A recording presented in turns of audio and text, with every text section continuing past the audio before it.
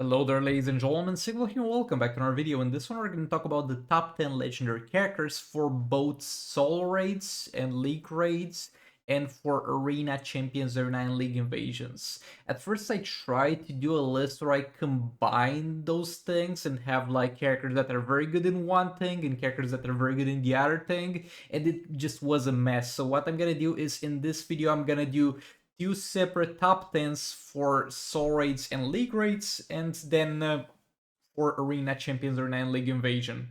I feel like that's gonna be a better way to do this and not be unfair to certain characters. And it will be a lot more helpful to people so you can focus on whatever you feel like you want from your legendary characters. I would honestly advise you focus on league raids and soul raids first of all, but that choice is at the end of the day up to you. Also, this is going to be my personal opinion, and I'm not saying this to use it as a shield. I'm saying this to say that I might be wrong about certain things. I don't think I will be wrong about a lot of things, but at the same time, if you feel like a character was misplaced or not even mentioned, and it's a character that you personally really think should have been here, feel free to let me know in the comments and express your opinion over there. Also, I'm gonna make this tier list discounting the existence of Beta Club because a lot of people don't have it, and a lot of characters are gonna be much better with it and much worse without it. But I'm gonna mention whenever there's a character that has a particular synergy for league rates and soul rates with Beta Club, and gonna tell you how much better he's gonna be because of it in the ranking. But yeah, all that being said, let's get into it.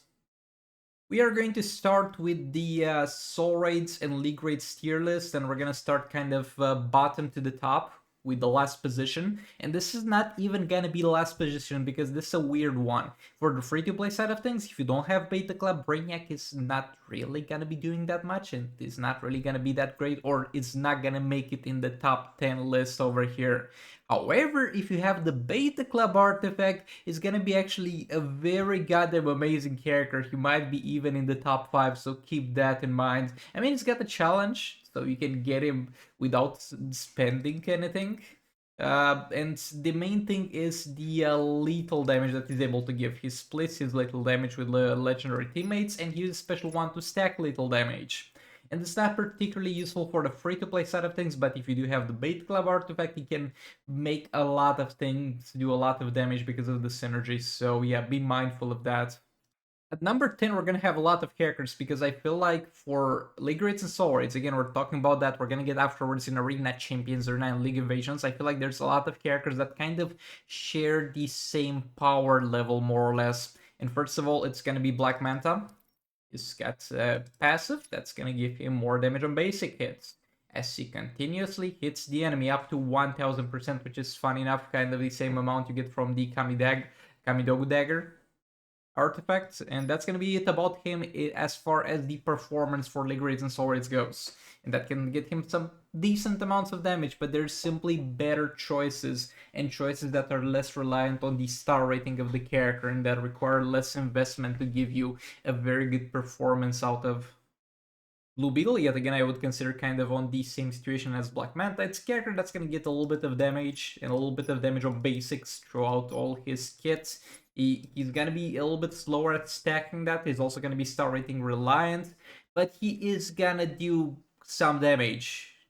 You can't take that away from him. He's going to be decent damage dealer, but he's far from being the best choice for you. And a lot of characters that I'm gonna mention here, Manta, Blue Beetle, are gonna go over Constantine too. I think those three characters are gonna be in a very weird spot because if they would be gold characters and easy to get star rating up, easy to get the gears, they would be pretty goddamn decent budget damage dealers. But you have characters that, as far as performance, are in the spot of being decent budget damage dealers compared to the top teams at least. And then when it comes to how to get them, they are as hard to get as the best characters in the game. So you're in a situation where you simply can't justify prioritizing those characters, sadly. Up next is going to be also on the number 10, sharing in the same situations with the other guys. It's going to be Constantine, because the main thing that he does is he gets more damage the lower the enemy is on health. but sadly the damage is not that great, and he can't really do much damage against the full health targets, but he's gonna be very convenient to use with cleanup fights. He's one of my favorite characters to play. This man feels good to play, but he's simply not pulling the numbers.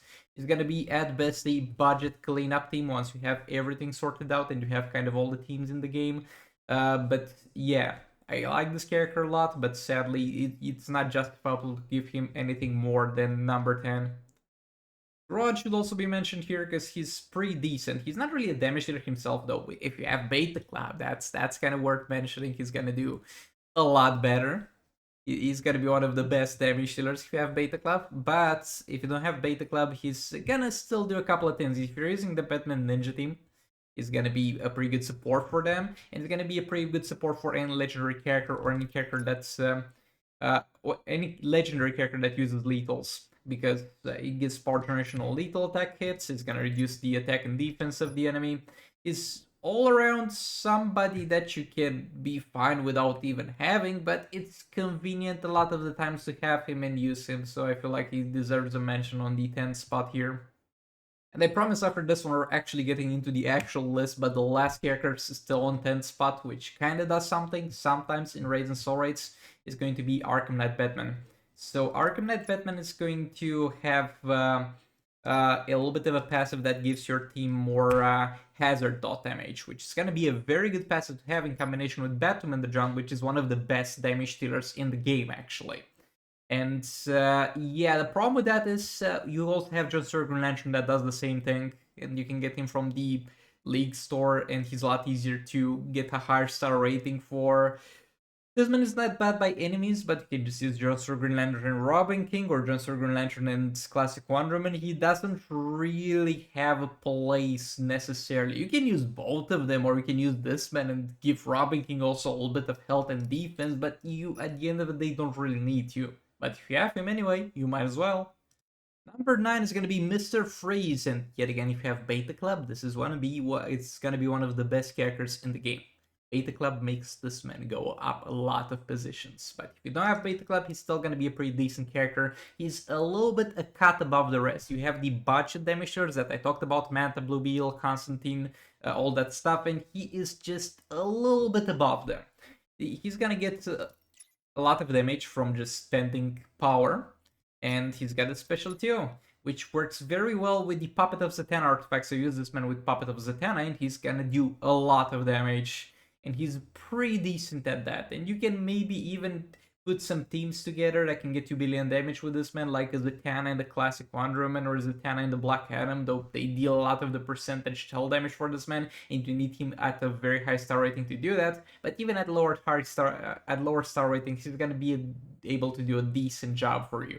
He is decent for the free-to-play side of things. He's actually pretty good if you get him to a high star rating, but I'm also gonna kind of count the amount of investment you need to put into the characters to get them to where they need to be. How good they're at the lower star rating, and yeah, I feel like number 9 is a pretty decent place for him to stay at. Coming at number 8, we have Batman Who Laughs. So Batman Who Laughs is gonna do mainly one thing, which is gonna be percentage hull damage to the enemy. Now, he's gonna be able to be teamed up with Batman the Drowned, which is one of the strongest damage dealers in the game, maybe the second strongest. But I don't care about that, because if you're using Batman Who Laughs with Batman the Drowned, for the most part, if you have Robin King, that is, you're kind of doing something wrong. And there's nothing inherently wrong with that. If you're doing it for entertainment purposes, you want the full Dark Metal team in there and you're having fun with it, you're getting good results, because you can get good results. But he's not the best choice for the Batman the Drowned team. And often enough, if you're not using him with the Batman the Drowned team and you have kind of better choices there, you're going to use him for the percentage shell damage, and that's a very good thing that characters and legendary characters can have, because this is kind of increase a bit with the star rating, but it's not going to be such a big deal, and is not gonna require any gears to make this useful. So you have a 3 stars, no gears, Battle Laughs, and if he fights a 2 billion health fight, it's gonna contribute to that to a pretty decent amount, like he's gonna deal something like 400 mil damage himself. And yeah, he's pretty good because of that. Black Adam is gonna be on this list because of the same reason as Ben Laughs, and that is because he's gonna be able to. Which one was it though? I swear he does some percentage shell damage. Oh, there it is. He's gonna do some percentage shell damage on his basic hits. Again, 3-star character, no gears. He's gonna do a lot of damage with this, and it's gonna be very useful. Why he is above Venom Flaps is because he's a lot more efficient at doing this very, very fast. And also he applies to negative effects on the enemy, which are quite useful for setting up some puppet teams and getting Puppet of Zatanna artifact going real quickly. And keep in mind of when this video is released, because he is in a team, in the Just League Flaw team, and he's supposed to have a synergy with that, but currently we only have Hawkman in that team, so a third member might be eventually added, and that might change the position of this, and that might make him a lot stronger than he is right now, who knows? But for now, he's gonna sit at a solid 7th spot because of the percentage shell damage and the negative effects he's able to apply, and because he's just fast at it. At number 6, we're gonna have Robin King. Robin King is not gonna do anything but be a support character for Batman the Drowns. And in theory, you don't really need him. She's gonna be able to do 2 billion damage, and I was really going hard on this opinion for a long time that he's good, but you don't need him. Yeah, you don't need him until you do need him. Until you enter in a fight where Batman the Drone is very inconvenient to use, and then you get Ben Blast solving the problem for you because, for example, he removes the crit resistance from the enemy, which allows you to put God Killer on Batman the Drone instead of having to use Dark Metal cards, which helps you out a lot with the combos and the flow of the combats. Robin King is a character that you don't really need, but you're gonna be very, very grateful for having with Batman the Drowned. It turns Batman the Drowned from a very good team to a team that you can use against any boss in the game that's not immune to hazard dot damage at least. So yeah, I find him to be extremely convenient to have. Like on the secondary account, I don't have him, and Batman the Drowned is still one of my best teams, the third best, I think, after League of Arcane's King with Twin Blade plus Raven. And she's still great, but boy, if I had Robin King, that would be the best team on that account.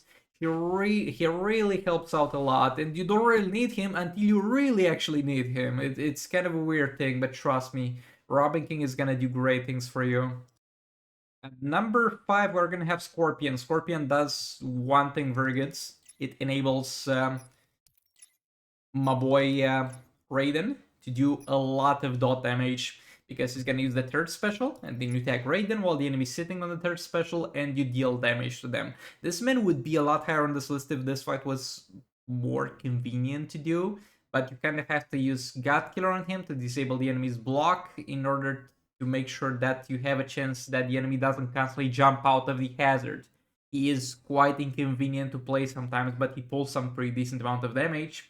A 3-star Scorpion plus Raiden is not gonna take you easily at all to 2 billion damage. I mean, it's possible if you're in a Soul Raid where you have, let's say, 2 level 10 passive stat artifacts, and that has to be either Dark Knights or the Last Contract, because you have to have both God Killer and Dark Metal cards equipped at all times. And outside of that, he's gonna need to be a lot higher star rating than 3 stars to get all the way to 2 billion damage, but he can consistently get pretty damn high amounts of damage regardless, even at 3 stars, even with no gear. So he's gonna turn your Raiden that's just sitting in your account into a very, very strong team, one of your best teams. So yeah, he's pretty damn good in that regards. And this is a situation I put him kind of above Robin King, and this is a bit weird because in theory, Robin King is stronger and Robin King plus Batman the Drowned is stronger than Raiden plus the Scorpion team. But at the same time, it's kind of a situation of Raiden does not that much without my boy Scorpion.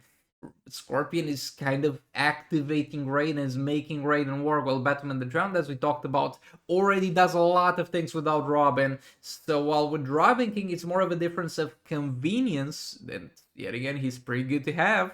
I like him very much. With Scorpion is a difference of, are you gonna use this team at all or not? Because Raiden's gonna be arguably useless without him. I mean, you can use him with Twin Blade with Raven, but you can do the same thing with King and other characters But yeah, he simply enables the team by existing. There's no team without him. There's no Mortal Kombat team without him, as there is a Batman the Drone team without Robin King. So that's why they're kind of placed like this. I hope you can understand my choice here. But if you want to just go Robin King stronger, okay, fair point, I guess. Denna's gonna be kind of a jack of all trades, master of none. She's gonna be able to do some percentage hull damage. She's gonna be able to give you a little bit of a damage buff. She's gonna be able to stack the damage against targets buff with the puppet artifact equipped. She can be used to buff the League of Anarchy. She can be used to be in the Mr. Freeze puppet team. She can be used for the pay-to-win side of things to buff Beta Club users. She can be very useful at 3 stars with no gears. She just does a lot of things. If you would take any of the things separately, she wouldn't be as high over here. Like, arguably, Robin King maybe and Scorpion are more important because of their buff abilities, because they buff a certain team a lot more than Zatanna can ever do that. Unless we're talking about Beta Club teams, of course. Or the League of Anarchy team. But she can buff everyone. Black Adam can do percentage hull damage better than her, but she does a lot of other things. Zatanna is a very good character to have. She's gonna do a lot of things for you. She can even deal some damage with puppets and third specials, though it's not gonna be that much. But yeah, I really love Zatanna. Deathstroke is going to be one of the best characters, actually the best character in the game at 3 stars, no gears. You take any character in the game, you just unlock them. You have no gears for them. They are at 3 stars. And without too much support from other characters, because there's a lot of way you could cheat in this contest if you wanted to. But without too much support from other characters, you put him in there. He does a lot of damage. Because he's got a pretty nice synergy with the North Snow Globe. North Snow Globe is an artifact that's going to revive you. And this man does percentage damage on the special too.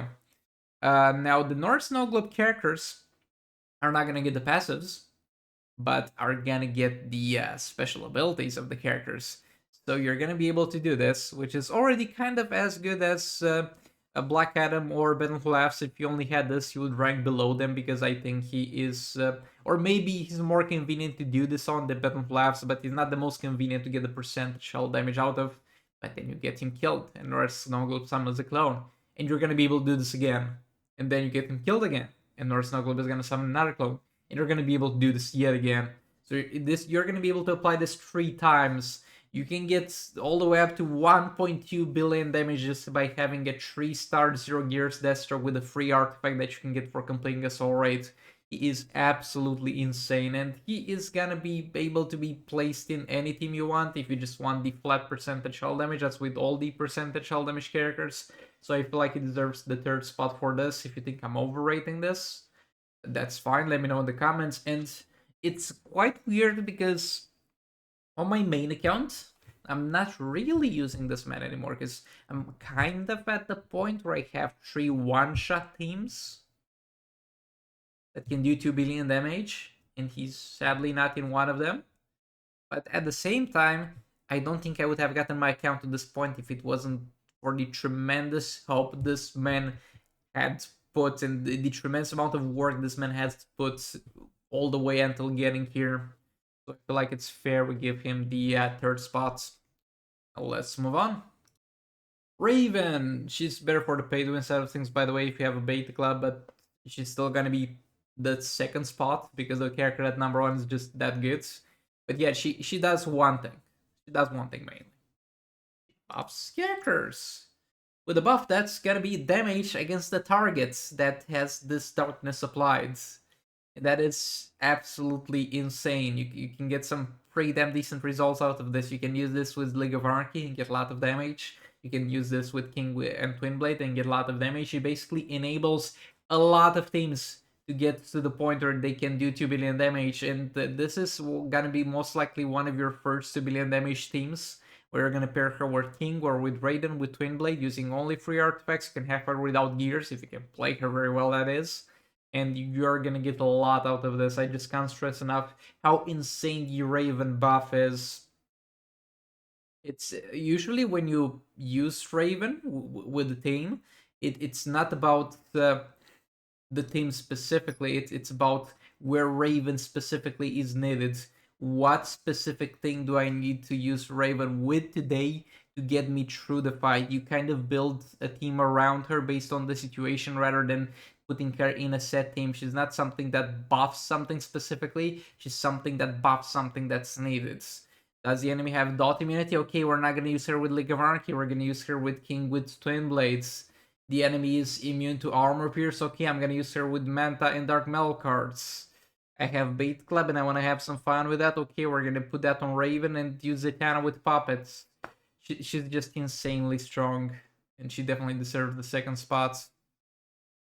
And at number 1, we have possibly the worst character in this list as far as the attack pattern goes. This man feels absolutely terrible to play, though. There's good news.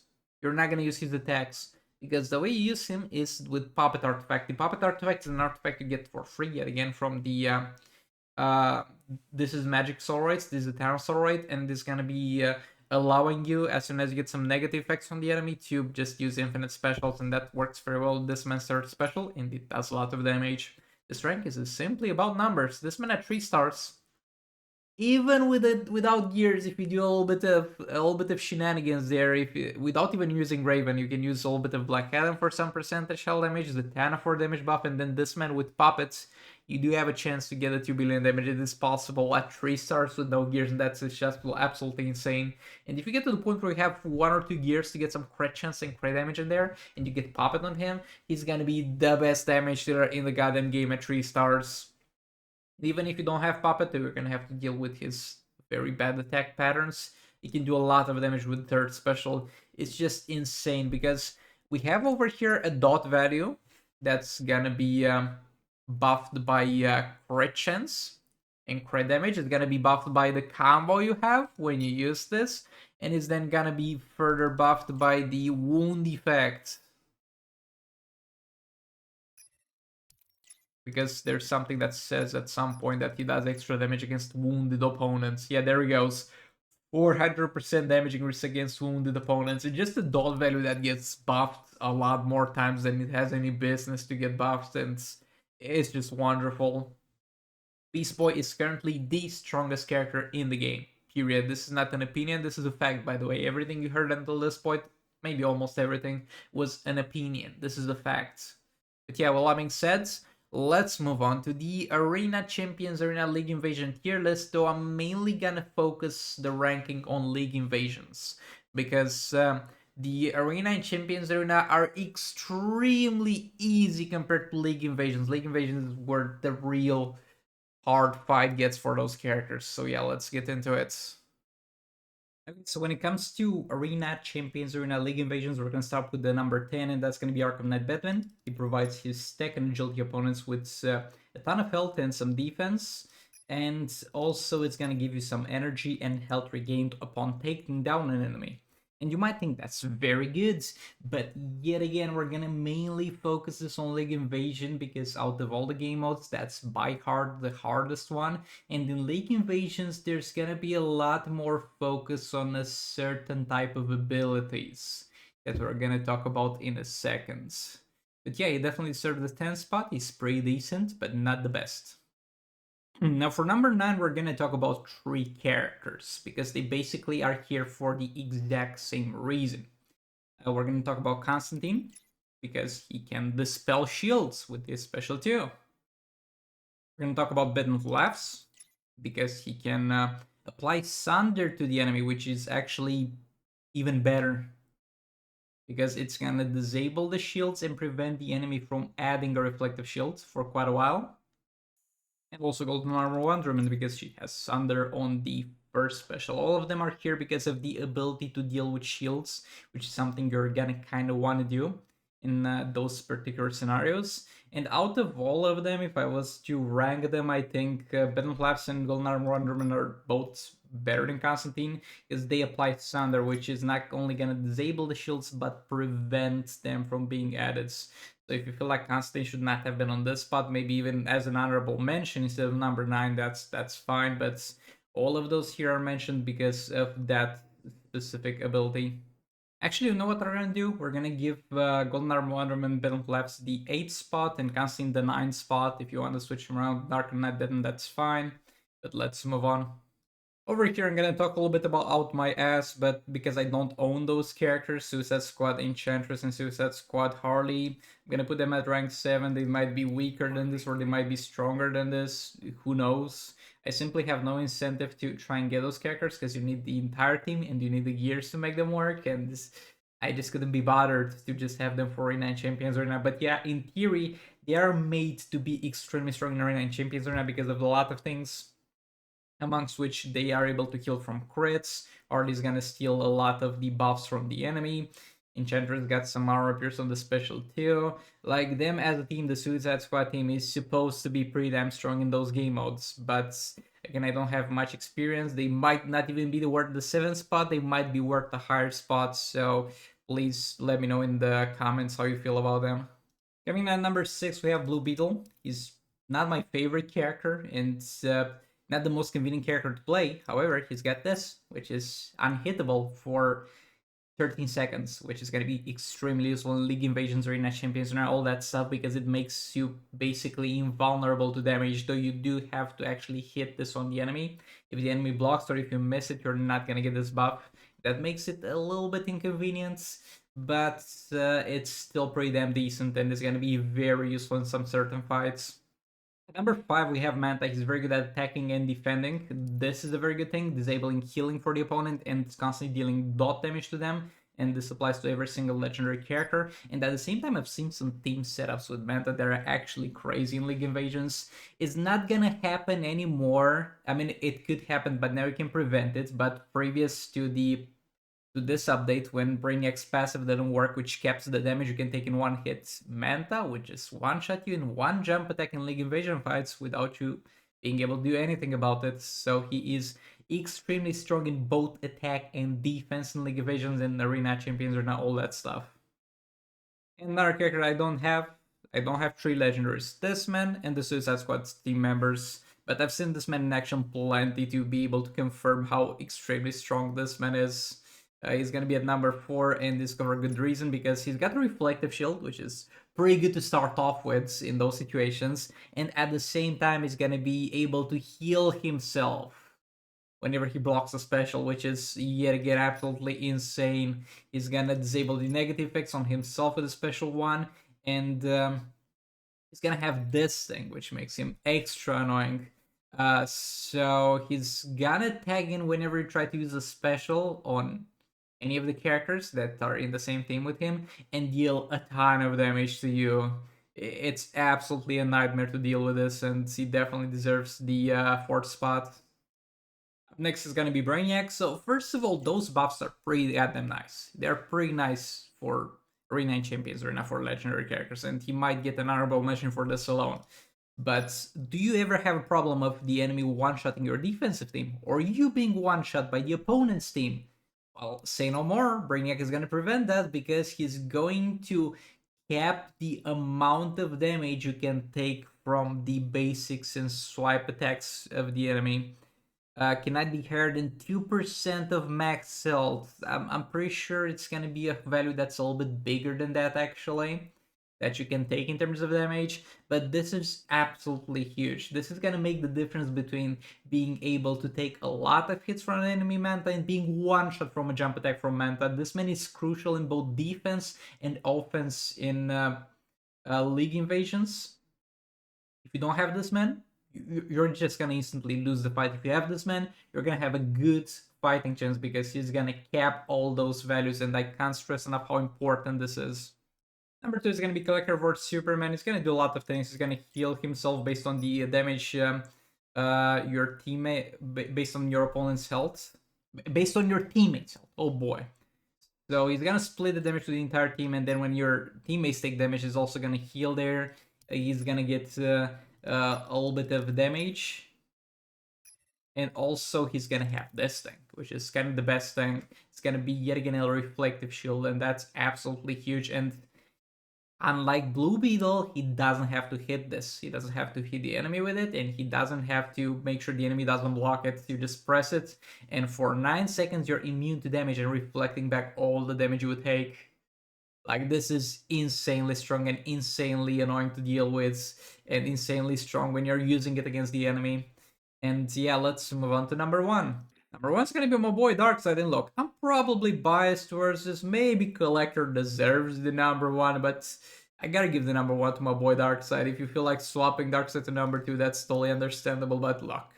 It's here, Armor Pierce on the special 1, Power on the special 2, summoning of a very strong summon here, which can be extremely annoying to deal with if you're on the receiving end of this. He's gonna have Parademons taking from his stats. He's gonna have a shield, which is gonna be a barrier that makes you unhittable while this is active, and is gonna trigger for your entire team whenever they take too much damage. And he's gonna have a constant bombardment when he's tagged out, and this is extremely annoying to deal with, and he does a lot of damage if you're pairing him up with the correct teammates. I love Darkseid, he's probably one of my favorite characters in the game. But yeah, well, that being said, that's gonna be it for this list. Thanks so much for watching, I hope you found this useful, and I'll see you on the next one. Goodbye!